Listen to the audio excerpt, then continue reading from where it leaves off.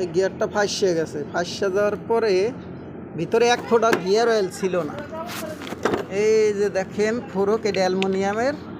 এই যে ফোরক এইটার লাগে সিজ হইয়া, এই গ্যালারির লগে সিজ হইয়া আটকে গেছে। এই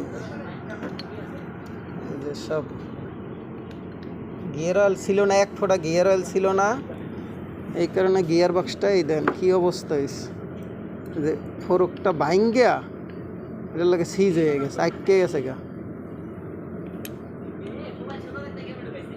এখন এটারে মাল আনাইয়া কাজ করতে হইব। এই যে ফোরকটা গেছে গা।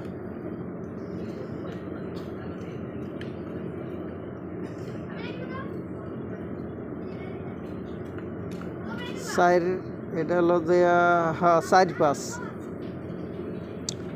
চার পাশের ইয়া গেছে গা আপনার এই ফোরক আর হবস গ্যালারি, শুধু ফোরকটা লাগবে। চার পাশের হবস গ্যালারি গেছে।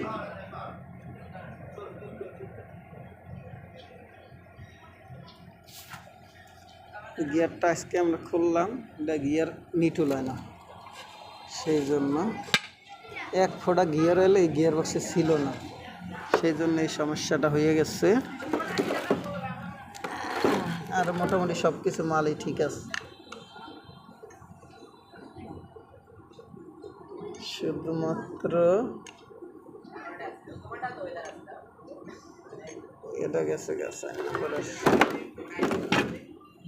দেখেন। গিয়ার এল না থাকলে কী হয়, শালার পর শালারা গিয়ার এল মিস্ত্রি বলে কয়েকদিন আগে চেক করলে যদি এই অবস্থা হয় গিয়ার, এই যে সিজ হইয়া ফোরক ভাঙ্গে এটা লাগে লাগিয়ারিস শালা, বোঝেন এবার কেমন সুদার মিস্ত্রি হালারা কাম করে, দেখেন কী অবস্থা।